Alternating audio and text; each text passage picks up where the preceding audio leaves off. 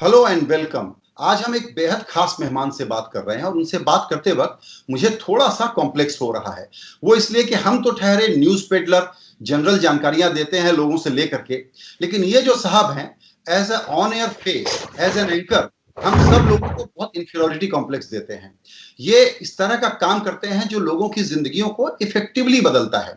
ये business coach हैं। Small businesses के लोगों को, लाखों लोगों की जिंदगियों को बदलने का इन्होंने बड़ा काम किया है। एक तरह से बहुत ही फास्ट ट्रैक एमबीए की पढ़ाई कराते हैं। इनका नाम है डॉक्टर विवेक बिंद्रा। ये बड़े भारी यूट्यूब स्टार हैं और इनके जो फैन हैं, चाहने वाले, उनको मैंने किसी कार्यक्रम में देखा है, वो इनके पीछे एक तरीके से पागल हैं।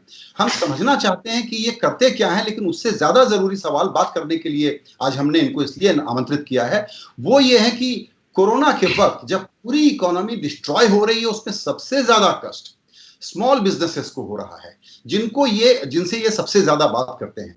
तो समझना ये है विवेक से कि स्मॉल बिजनेसेस वाले इस वक्त कोरोना वाले इस फेज में आपसे क्या कह रहे हैं। विवेक। धन्यवाद संजय जी, अच्छा लगा आपके क्विंट चैनल पे आ जाके आपसे मिलते वक्त। आपको अगर मेरी आवाज साफ आ रही है तो मैं कंटिन्यू करता हूं। बिल्कुल। पहला रूल क्या है? Adaptability, adaptability, adaptability. मैं 3 दफा इस बात को दोहरा रहा हूं। शास्त्रों में एक बात को 3 बार कहने का बड़ा महत्व होता है। वो क्या कहते हैं? कबूल है, कबूल है, कबूल है तो निकाह हो जाता है, तलाक तलाक तलाक तो अलग हो जाते हैं। ऐसे ही अडेप्टेबिलिटी, अडेप्टेबिलिटी, अडेप्टेबिलिटी। ये रीएडजस्टमेंट का समय है, वेट एंड वॉच का समय नहीं है। अपनी टीम्स के साथ अलाइनमेंट करने का समय है। ऑनेस्ट और फ्रीक्वेंट कम्युनिकेशंस बिल्ड करने का समय है। Wait and watch will be a wrong approach here. इस समय आपको अजम्पशंस अपनी बिल्ड करनी है कि अगर आपकी कलेक्शन और रिसीवेबल डिले हो गई तो आप क्या करेंगे। अगर कस्टमर आपसे प्राइस कट मांगता है, पेमेंट डिले करता है तो आप क्या करेंगे। अगर कॉन्ट्रैक्ट्स आपको अब तंग कर रहे हैं, आपकी आउटस्टैंडिंग्स बढ़ रही हैं, कैश अगर ड्राइड अप हो रहा है तो आप क्या करेंगे। तो मैं हमेशा सारे अपने एंटरप्रेन्योर्स को समझाता हूं कि 2 सिनेरियो ले लीजिए आप, या बल्कि 3 सिनेरियो ले लीजिए। एक तरफ मानिए 2x2 मैट्रिक्स में रिजर्व और रेवेन्यू। रिजर्व मतलब पुराना कैश, रेवेन्यू मतलब अगर अभी भी आप कुछ सेल्स कर पा रहे हैं जी। और दूसरी तरफ आप मान लीजिए कि लॉकडाउन का पीरियड, अगर 2x2 मैट्रिक्स देख लें। अब लॉकडाउन का पीरियड अगर आपका 24 महीने का अगर आपके पास रिजर्व और रेवेन्यू है तो लॉकडाउन के पीरियड की चिंता ना करें। 12 महीने का रिजर्व और रेवेन्यू यानी कि पुराना पड़ा हुआ पैसा और थोड़ा बहुत सेल्स कर पा रहे हैं जिससे आप 12 महीने का खर्चा चलाएं तो भी काम चल सकता है। पर अगर 6 महीने का पैसा है तो ये चिंता की बात शुरू हो गई है।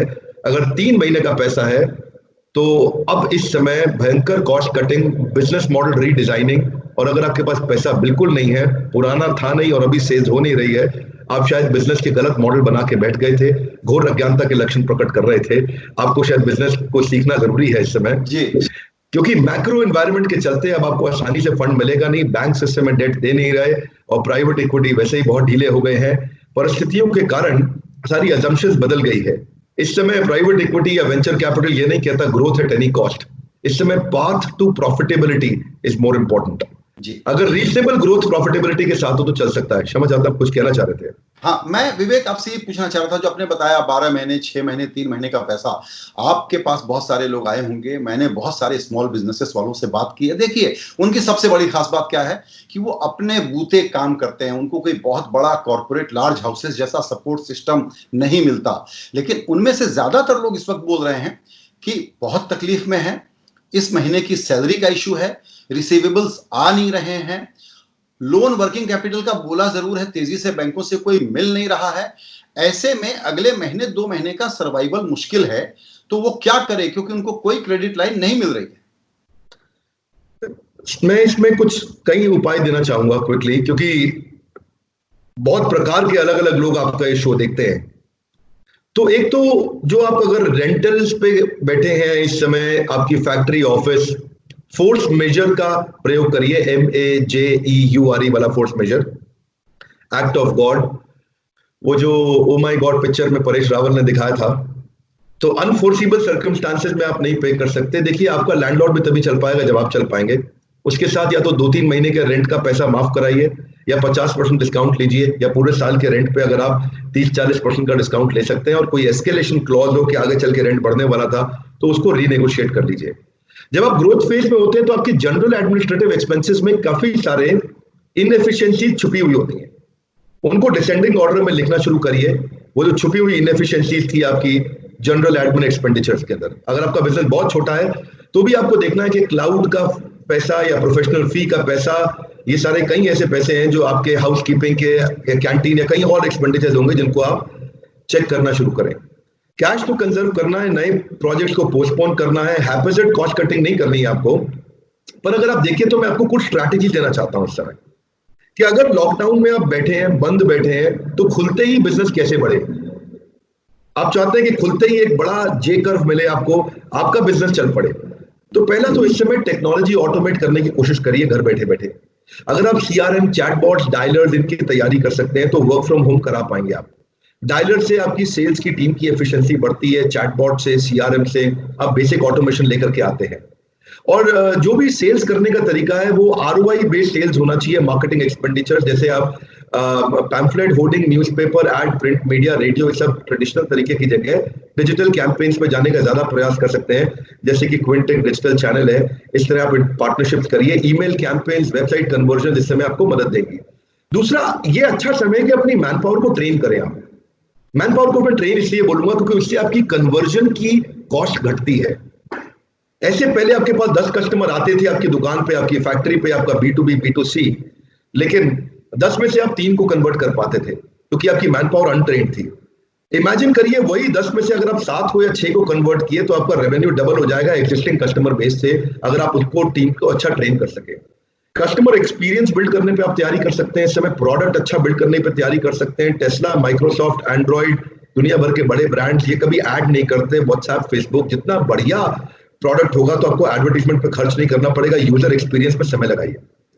दूसरा, अगर आपकी कंपनी बहुत छोटी है मान लीजिए, तो आपको सेल्स अगर रुक भी गई है और बिल्कुल सेल्स नहीं हो रही जैसा कि संजय भाई आप बता रहे हैं, तो ऐसा मान लेते हैं कि अभी अपनी टीम को सर्विस पे एंगेज कर दीजिए।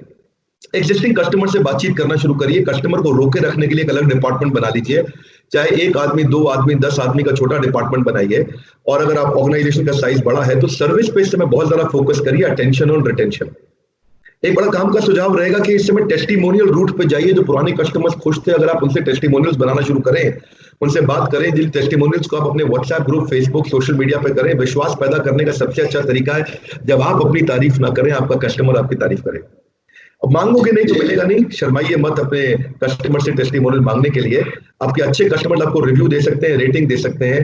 टारगेट मार्केटिंग पर रहिए, टारगेट मार्केट पर फोकस करिए और कुछ पार्टनर्स बिल्ड कर सकते हैं, स्ट्रैटेजिक पार्टनर्स जैसे क्रॉस प्रमोशन पार्टनर होते हैं। मैकडॉनल्ड्स कोका कोला के साथ पार्टनरशिप करता है, लुई विटॉन BMW के साथ करता है, एप्पल नाइकी के साथ करता है, पिज्जा हट पेप्सी के साथ करता है, कोका कोला डोमिनोज के साथ करता है। ढूंढिए जिससे एक दूसरे का कस्टमर एक दूसरे को मिलता हो।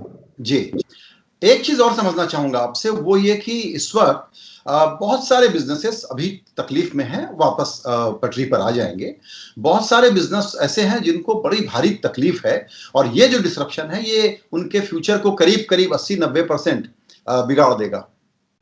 तो मैं आपसे ये समझना चाहता हूं कि इस वक्त सबसे ज्यादा तकलीफ में कौन से बिजनेसेस हैं, और उन बिजनेसेस को अगर हम अलग बास्केट में डाल दें, और जो अभी टेम्पररी तकलीफ में है और जल्दी इमर्ज हो सकते हैं। कहने का मतलब क्या है, छोटे होटल रेस्टोरेंट वाले हुए, या जो टूरिज्म ट्रैवल की एक छोटी सी एजेंसी चलाते थे वो हुए, या जो पीवीआर या किसी भी दूसरे मल्टीप्लेक्स में कुछ वेंडिंग करते थे वो लोग हुए। इन सब लोगों को बहुत बड़ी तकलीफ आ गई है। इन लोगों के बारे में क्या माना जाए कि ये इस मॉडल में तो सर्वाइव नहीं करेंगे, अब अपने को बदल करके क्या करें, ये कौन से बिजनेस में जाए, क्योंकि आज तक तो यही करते आए थे। देखिए 4-5 बातें पहले समझ लेते हैं कि रियल एस्टेट में अच्छी से अच्छी कंपनीज अब परेशानी में है क्योंकि वो सनसेट इंडस्ट्री है। आपको आइडेंटिफाई करना है कि आप सनराइज इंडस्ट्री में कि सनसेट इंडस्ट्री में है। एंटरटेनमेंट में टेम्पररी दिक्कत आई है, PVR, INOX, wave, cinema halls में। ट्रैवल एंड टूरिज्म में आप देखते हैं कि क्लियर ट्रिप, मेक माई ट्रिप, एसओटीसी, थॉमस कुक वगैरह, ये अब एक समय स्टैंड स्टिल पे है, पर ये पिकअप होते होते 12 महीने इनको लगेगा। एयरलाइंस का टेम्पररी दिक्कत है और वैसे भी लो मार्जिन बिजनेस और कैश फ्लो तो उनका तेज रहता है पर मार्जिन बहुत कम रहते हैं। इन्वेस्टमेंट बैंकिंग वाले परेशान रहेंगे क्योंकि इस समय सारी वैल्यूएशन दोबारा रीसेट हो गई है, मल्टीपल सारे बदल गए हैं। रेस्टोरेंट्स को टेम्पररी दिक्कत है पर ये दिक्कत उनकी 6 महीने 9 महीने तक चलने वाली है। अब रिटेल और कंस्ट्रक्शन और गाड़ी बनाने वाली और गाड़ी बेचने वाली, डीलरशिप है गाड़ी बनाने वाली, ये सब कंपनीज को तकलीफ रहने वाली है। कंस्ट्रक्शन और रिटेल इस समय तकलीफ में रहेगा। नॉन साइक्लिकल बिजनेस जैसे कि हम लोग जानते हैं वही इस समय चलने वाले समय है, पर ये तकलीफ टेम्पोररी है।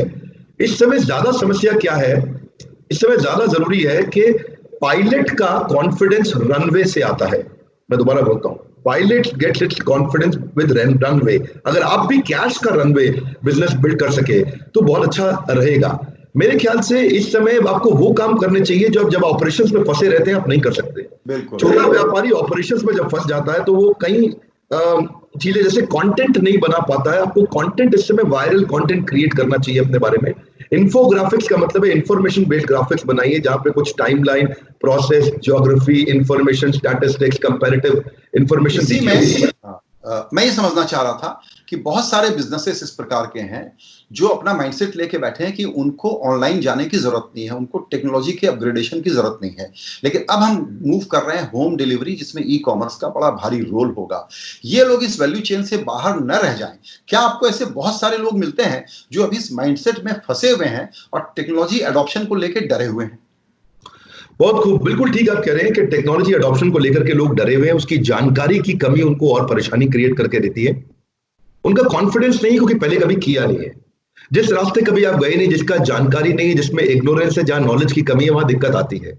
तो मैं इसको दो पॉइंट्स में आंसर करना चाहूंगा। पहला क्या है, आपको घबराने का जरूरत नहीं है। गोल्डन स्टेटमेंट याद कर लें, टेक्नोलॉजी का वेंडर आएगा, टेक्नोलॉजी सिखा के जाएगा। इसको एक बार और बोलूंगा, ये गोल्डन स्टेटमेंट है, टेक्नोलॉजी का वेंडर आएगा, टेक्नोलॉजी सिखा बिल्कुल के सर। जाएगा। तो कम से कम अपने पास में 10 वेंडर्स को फोन करना शुरू करो, सब खाली बैठे हैं, इस समय आपसे लंबा समय बात भी करेंगे और खूब चर्चा करेंगे आपके साथ। आपको समझाएंगे हम ये कर सकते हैं, वो कर सकते हैं, ऐसा कर सकते हैं, वैसा कर सकते हैं। उसका स्कोप, उसका टाइमलाइन और उसका प्राइसिंग ले लो। आप दूसरे से बात करो, दूसरे का स्कोप, टाइमलाइन और प्राइसिंग लेके 5वें से बात करो, 10वें से बात करो। दूसरा पॉइंट, मैंने जैसा कहा मैं 2 बातों में आंसर करूंगा। अगर आप चलते हैं चाइना की जो कंपनी अलीबाबा है, जैक मा, उसको देखें, जब वो छोटा बिजनेस करते थे तो उसकी जर्नी को पहचाने। तो वो एक इंग्लिश के ट्रांसलेटर थे। जो सैलानी लोग आया करते थे, टूरिस्ट आते थे चाइना में, उनसे अंग्रेजी में बात करते थे। ना तो उन्होंने बीटेक एमटेक किया आईआईटी से, ना एमआईटी से, और ना ही चाइना की टॉप यूनिवर्सिटी से। वो टेक्नोलॉजी की बात जानते नहीं थे, लेकिन बावजूद उसके अलीबाबा तैयारी करी। तो उसका लर्निंग क्या है, वहां पे जैकमा कहते हैं कि मैं खाली कंज्यूमर को समझने में समय लगा दिया। तो extreme consumer centricity, consumer empathy, जहां से आपकी डिजाइन थिंकिंग आती है, कस्टमर के नजदीक जाने का समय है ये। आप बेचने में लगे थे, कस्टमर को समझना भूल गए थे। क्लाइंट अप्रिसिएशन प्रोग्राम बिल्ड करिए इस समय कुछ कॉन्टेस्ट करिए ऑनलाइन जहां पे आप कस्टमर को और पहचान सकते हैं। आगे चल के आप कुछ स्केर्सिटी बिल्ड कर सकते हैं अपने प्रोडक्ट में टेक्नोलॉजी के थ्रू, जैसे शाओमी फ्लैश सेल्स किया करता था और सब फ्लैश सेल्स करते हैं। इस समय आप वेबिनार और सेमिनार के थ्रू उनके क्वेश्चंस लीजिए, उनके कंसर्न्स लीजिए, उनके गैप्स लीजिए, कस्टमर के टच पॉइंट्स को पहचानिए, कहां कहां पे किया जा सकता है। अपने पुराने डेटा को नया जीवन देने का प्रयास करिए। Give your old data if possible a new life. जी पुराने डेटा पे समय लगाना शुरू करिए, ताकि आप उसके बाद वेंडर आकर के आपको सब सिखा देगा। आपको नहीं आता मतलब ये नहीं है कि संभव नहीं है। आप नेटवर्क करिए कस्टमर के साथ, नेटवर्किंग इज ऑक्सीजन। जी बिल्कुल। एक बात और आपसे मैं समझना चाहूंगा, वो ये कि चूंकि ये छोटे छोटे बिजनेसेस हैं, खुद ही के सर्वाइवल पे बहुत ध्यान देना पड़ता है, क्योंकि दूसरे साइड से पेमेंट जो है वो डिले हो रही है और इनके पास स्टाफ जो है उसको कैसे सस्टेन करें। मैं सवाल आपके साथ जॉब का उठाना चाहता हूं। आप तीनों तरह के लोगों से डील करते हैं, जो इंडिविजुअल बिजनेस चलाते हैं, जो नौकरी करते हैं किसी छोटे बिजनेस वाले के यहाँ, और एक कैटेगरी है जो फ्रीलांसर्स की है। जॉब मार्केट में इस वक्त बड़ी क्राइसिस है। क्या आप जिन बड़े व्यापारियों से मिलते हैं आपके स्पेस में, वो आपसे ये कह रहे हैं कि भाई मुझे कॉस्ट कटिंग के लिए लोगों को नौकरियों से हटाना पड़ेगा, या वो सैलरी कट दे रहे हैं, या वो किसी तरीके से कॉस्ट बाकी जगह काट रहे हैं और एम्प्लॉइज को रख रहे हैं, क्योंकि जॉबलेसनेस छोटे से बड़े लेवल तक बहुत बड़े पैमाने पर हिंदुस्तान में आ रही है ऑलरेडी? जी ठीक बात है। ये इस समय इनफॉर्मल डेटा तो कहता है कि 60 लाख नौकरियां जा चुकी हैं, पर हमें ऐसा लगता है कि लगभग अगर आप दिहाड़ी मजदूर माने और बड़ा नंबर लें तो 5 करोड़ नौकरियों पे असर ऑलरेडी पड़ चुका है। तो परिस्थितियां इस समय कठोर होने वाली है बहुत ज्यादा। चल आगे आने वाले समय में टीम्स छोटी हो जाएंगी, लोग ईआरपीस का यूज करेंगे, लोग वीडियो कॉन्फ्रेंसिंग से काम करेंगे, और जो बहुत ज्यादा, जो 5 आदमी का काम 1 आदमी कर सकता है और बदल सकता है, इस समय जंगल की लगी आग में केवल अडेप्टेबल पशु ही बच पाता है। अगर उस तरह से तैयारी करी जाए तो ही कुछ हो सकता है, वरना ये समय बहुत कठिनाई का है। अगर आप देखें कि कोविड-19 जो है ये एक आम जीवन का हिस्सा बनने वाला है। मैं क्यों कहता हूं कि आम जीवन का हिस्सा बनने वाला है? आने वाले समय में regular sanitization, safety norms, social distancing, wearing of the mask ये जीवन का हिस्सा बन जाएगा। लोग घर से ही काम करेंगे काफी लंबे समय तक, 1-1.25 साल तक चलेगा। रिडंडेंट टास्क खत्म होंगे, छोटी टीम्स बनेंगी और एक्स्ट्रा इनिशिएटिव लेने वाला ही सर्वाइव करने वाला है, बाकी लंबा नहीं बचेंगे। इस समय एम्प्लॉइज को भी समझना होगा कि अगर हमारे बॉसेस के पास पैसा नहीं है तो वो कहां से देंगे। तो मेरा मानना ऐसा है कि अगर आप ये समय पे आपको कलेक्शन इसीलिए नहीं आती क्योंकि आप वही प्रोडक्ट बना रहे थे, वही बेच रहे थे जो बाजार में सब लोग बेच रहे हैं। मेरी बात समझिए, जितनी ज्यादा ऑप्शंस आप दे रहे हो कस्टमर को, मारुति के चेयरमैन आरसी भार्गव जी से जब मैं मिला, उनका कहना है today customer has a choice and we are in difficulty. जब वो ऐसा बोलते हैं today customer has a choice and we are in difficulty, इसका यहाँ पे एक ही अर्थ हुआ कि अगर कुछ ऐसा कर सके प्रोडक्ट में, आप वो चेंजेस ला सके, वो कुछ बेसिक इनोवेशन कस्टमर की वो प्रॉब्लम सॉल्व कर सके जो कस्टमर आपके बिना अपने आप सॉल्व ना कर पाए। मैं इस बात को 2 बार दोहराना चाहता हूं क्योंकि इस बात में वजन बहुत है। कस्टमर की आप वो प्रॉब्लम सॉल्व कर सके जो कस्टमर अपने आप आपके बिना ना कर सके। Solving the burning problem of your customer in such a way that your customer can not solve on his own without you. अगर आप कोई ऐसी सर्विस प्रोड्यूस करने का प्रयास करें तो आपको प्रीमियम अभी भी मिल सकता है, या कम से कम प्रीमियम नहीं तो एडवांस तो मिल सकता है, ताकि कस्टमर आपको पहला ही पैसा दे देगा। और ऐसा तो कभी नहीं होगा कि वो समय पे नहीं देगा, क्योंकि अपने कस्टमर की वो बर्निंग प्रॉब्लम सॉल्व करी है। एम्प्लॉइज को बचाना, इकोसिस्टम को बचाना, उसके लिए स्ट्रैटेजी का और जहाज के पायलट का, शिप के कैप्टन का रोल बहुत बड़ा रहने वाला है। अगर शिप के कैप्टन की स्ट्रैटेजी में कमियां रही तो फिर वो आगे बढ़ाना मुश्किल है। मैं वापस इस क्वेश्चन का आंसर समराइज करूंगा कि कस्टमर की वो प्रॉब्लम ढूंढो जो कस्टमर आपके बिना अपने आप सॉल्व ना कर सके, और कस्टमर के लिए वो बर्निंग प्रॉब्लम हो, ज्वलंत समस्या हो, आम समस्या ना हो, बड़ी समस्या हो, जिसको आपने सॉल्व किया तो कस्टमर आपके साथ छूटेगा नहीं। रेवेन्यू का इनफ्लो बना रहेगा, कैश का इनफ्लो बना रहेगा। अगर आपका कोई पेमेंट सब्सक्रिप्शन मॉडल पे आया करता था तो क्या उसको आप इमीडिएट ले सकते हैं किसी प्रकार से? जहां जहां हो सके कि आउटफ्लो को बचा के इनफ्लो को रखें, और कैश इज किंग। अगर इसको तो आपके एम्प्लॉइज भी बचे रहेंगे, और थोड़े दिन के लिए नहीं तो उनको बेचते हैं, इसको बोलते हैं थोड़े दिन के लिए उनको बोले कि सैलरी होल्ड किया है, आपको नौकरी से निकाला नहीं है। एक चीज और आपसे मैं समझना चाहूंगा, और वो अब आपके खुद के काम के बारे में है। अगर मैं गलत समझ रहा हूं तो आप करेक्ट कीजिएगा मुझे। हिंदुस्तान में जो बिग 4 जिसको बोलते हैं, बड़े बड़े कंसल्टेंट होते हैं, बड़ी कंपनियों को सलाह देते हैं, मोटी फीस लेते हैं, या फिर बिजनेस स्कूल होते हैं जो बहुत महंगे होते हैं। ऐसे में आपने भी एक गैप को पहचाना और आपने छोटे छोटे व्यापारियों को, जिनके पास सपने बहुत बड़े थे, 1 करोड़ वाले, 10 करोड़ वाले, 5, अब तो आपके पास शायद और भी करोड़ों करोड़ वाले उस तरह के लोग होंगे जो आपसे सीखने के लिए आते हैं। ये आइडिया आपने डिस्कवर कैसे किया, और अभी आपके खुद के बिजनेस का क्या हाल है? बहुत अच्छा संजय भाई, इसमें 2 बातें आपने पूछी, हमारे बिजनेस का क्या हाल है और आपने ये आइडिया डिस्कवर कैसे किया।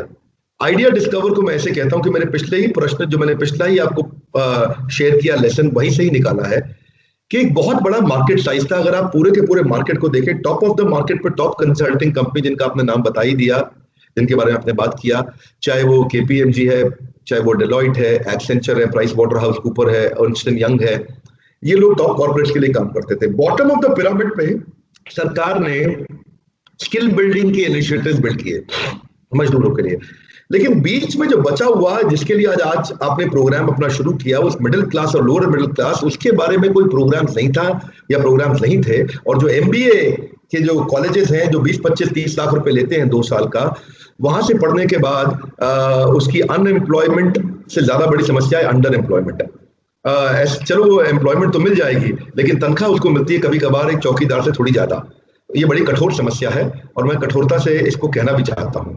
अब बाकी विकल्प है Harvard, Wharton, Stanford, INSEAD, London School of Business जाना, 2 करोड़ 3 करोड़ रुपया, मिडिल क्लास के वो बस की बात रह नहीं गई है। तो करे तो क्या करे? प्राइवेट कॉलेजेस बहुत महंगे हैं, एंट्रेंस एग्जाम देके आईएम्स में जाने में सीट्स बहुत लिमिटेड है क्योंकि देश में पॉपुलेशन बहुत बड़ी है। अगर आप इस सारी समस्या को देखें तो एक अनसर्व्ड या अंडर सर्व्ड मार्केट थी, और उसका बैरियर क्या था? पैसा। और उसका दूसरा बैरियर क्या था कि क्वालिटी ऑफ एजुकेशन। अगर ये दो बैरियर को हम समझें तो हमने दो बैरियर्स को रिमूव करने का प्रयास किया। आज कॉर्पोरेट जब बच्चों को हायर करते हैं एमबीए कॉलेजेस से, उनको एक बच्चा चाहिए जो 5 का काम करे, और वहां से 5 बच्चे आते हैं जो मिलके एक का काम भी नहीं कर पाते। तो कॉर्पोरेट कैंपस और कॉलेज कैंपस में इनइक्वालिटी या गैप बहुत बड़ा है जी। टीचर्स की तनख्वाह प्राइवेट कॉलेजेस में, मैं फिर रिपीट करूंगा, प्राइवेट कॉलेजेस में 30-35 हजार रुपए महीने से ज्यादा नहीं है। कई बार छोटे कॉलेजेस में, B grade C grade college में 18,000 रुपए महीने वाला लेक्चरर प्रोफेसर बैठा है, पढ़ा रहा है। कठोरता से कहूंगा कि जो व्यक्ति, क्षमा चाहता हूं, जो जीवन में खुद कुछ नहीं कर पाया और अच्छी नौकरी नहीं ले पाया, वो उन बच्चों को क्या बिजनेस मैनेजमेंट और एंटरप्रेन्योरशिप सिखाएगा। तो ऐसा करते हुए इस गैप को पहचान के हमने बिलियनियर प्रोफेसर्स, यानी कि जो इंडस्ट्री लीडर्स हैं, जो मार्केट में सबसे, हर इंडस्ट्री में जो नंबर 1 है, टॉप है, हमने उनको जोड़ा अपने साथ, एक प्लेटफॉर्म क्रिएट किया जहां पे हमने कंटेंट क्रिएट किया मैनेजमेंट की पढ़ाई का। और अब हम उल्टा जा रहे हैं वापस उन्हीं कॉलेजेस के पास में, और उनके साथ पार्टनरशिप्स कर रहे हैं, उनके साथ कंपीट करने की जगह उनसे कोलैबोरेट कर रहे हैं और उनको अपना कंटेंट दे रहे हैं कि आप अपने एमबीए की पढ़ाई को अपग्रेड करें। तो वहां से हम कॉलेजेस के थ्रू भी जा रहे हैं, और जो एंटरप्रेन्योर्स हैं, टोटल एड्रेसेबल मार्केट साइज हम समझते हैं 25 करोड़ का है, जिसको हम लोग सर्व कर सकते हैं, जो कि एक अंडर सर्व्ड मार्केट या अनसर्व्ड मार्केट थी। दूसरा, हमारा बिजनेस कैसा चल रहा है? हमारा बिजनेस इस समय हमारे कंज्यूमर्स की बदौलत, क्योंकि उनका ट्रस्ट हमारे पे इस समय काफी है, we are doing well. I think in last 2 months we have been breaking records and doing lifetime highest revenue. Reason behind is I think क्योंकि COVID-19 के इम्पैक्ट से लोग घर पे हैं, तो कंटेंट कंज्यूम करना चाहते हैं, और एंटरटेनमेंट का कंटेंट कंज्यूम करने की जगह अगर जो टियर 1 सिटीज के लोग हैं, कम से कम वो थोड़े इवॉल्व हो रहे हैं और जानते हैं कि मैं लर्नेबिलिटी को अपनी बढ़ाऊं, और लर्न एट होम कैंपेन हमने इसीलिए लॉन्च किया। लर्न एट होम कैंपेन से हमको सफलता मिली। कुछ हमने इस कठोर समय के अंदर हमने डिस्काउंट्स भी बहुत दे दिए अपने कंज्यूमर को बेनिफिट देने के लिए, ताकि अगर उसके पास कैश की कमी है तो वो इंस्टॉलमेंट्स पे काम कर सके। एनबीएफसी के साथ हमने लोन्स पे काम किया, ताकि हम लोग अपने कस्टमर को लोन दे सकें और वो ईएमआई पे हमारे कोर्सेज ले पाए। बहुत इंटरेस्टिंग। अब एक चीज और समझना चाहूंगा, बिल्कुल छोटे में, वक्त की कमी है, वो ये कि आपके पास अभी मेट्रो शहरों के लोग ज्यादा जुड़े हुए हैं आपसे, या नॉन मेट्रो शहरों से, टियर 2, टियर 3, टियर 4? थोड़ा सा उसका आइडिया दीजिए। मैं समझना ये चाहता हूं कि इंडिया वाला छोटा बिजनेस और भारत वाला छोटा बिजनेस, दोनों की समस्याएं आपके हिसाब से क्या है? मुद्दा बड़ा क्लियर है। शुरू में ही हमने कंपनी का पर्पस बिल्कुल क्लियर कर लिया कि हम ये कंटेंट पेरिस के लिए नहीं बना रहे हैं, पीलीभीत के लिए बना रहे हैं, ये बॉस्टन के लिए नहीं बना रहे, भागलपुर के लिए बना रहे हैं। जब हमने इसको तैयार किया तो हमने ये समझा कि हम हार्वर्ड के लिए ना बना के हापुड़ के लिए बनाएंगे, और तो हमने ट्राई यही किया कि टियर 3 सिटी तक पहुंचे।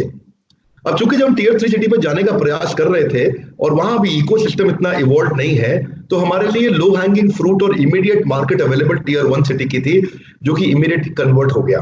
क्योंकि जो टियर 3 से टियर 1 में मूव किया है, जो शिफ्ट किया है बड़े सपने के साथ में, जो भागलपुर से उठ के कोलकाता गया या दिल्ली आया कि मैं यहाँ कुछ बड़ा काम करूंगा, तो वो है तो भागलपुर का, पर दिल्ली आकर के उसका मानसिकता इवॉल्व कर रही है, पर उसको कुछ रास्ता नहीं मिल रहा कि मुझे कुछ सिखाने वाला नहीं, मैं करूं कैसे। तो सबसे पहले तो ये वाली मार्केट पे हमने काम करना शुरू किया, जो लोग बड़े शहरों की तरफ पलायन कर रहे थे और वहां करके कुछ व्यापार करना चाहते थे।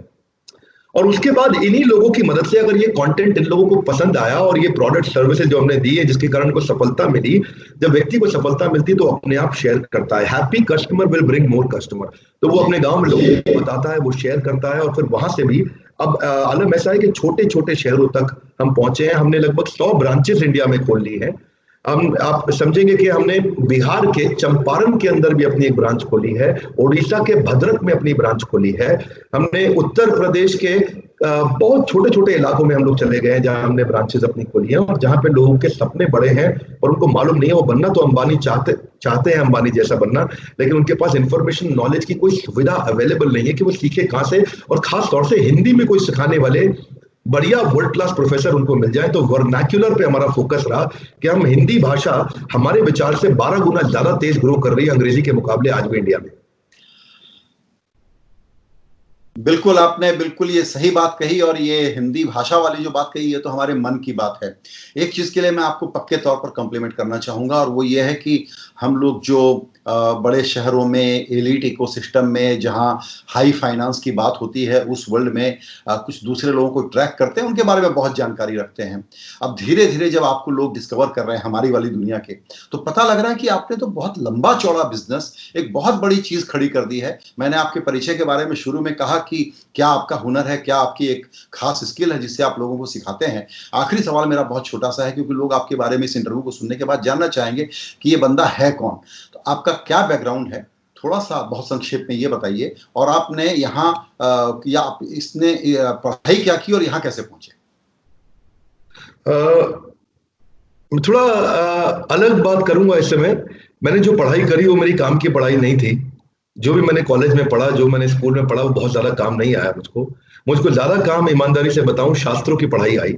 मैंने भगवत गीता में बहुत समय लगाया, वेदों और शास्त्रों की बहुत पढ़ाई करी, और उसके बाद फिर दुनिया भर के बेस्ट बिजनेस मैनेजमेंट कॉलेजेस के पढ़ाई और करिकुलम को ऑफलाइन पढ़ता रहा, ऑनलाइन पढ़ता रहा, ऑफलाइन पढ़ता रहा, एनरोल हुए बिना पढ़ा। तो मुझे लगता है कि मैं शायद एक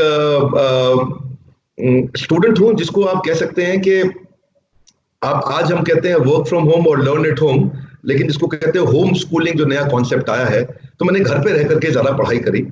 वैसे तो मैंने एमबीए की पढ़ाई करी, फॉर्मल एजुकेशन लिया कॉलेज में, पर जैसे कि मैंने बताया कि वो बहुत काम की नहीं लगी मुझको।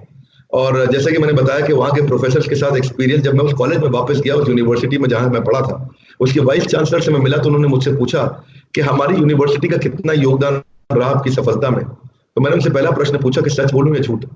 तो उसके बाद वो समझ गए। मैं कहा सच आप सुन नहीं पाएंगे, झूठ मैं बोलना नहीं चाहता। तो उत्तर बड़ा सरल है कि मेरे ख्याल से मैंने ज्यादा समय बताया डेवलपमेंट सेक्टर में, एनजीओ के साथ में काम करने में।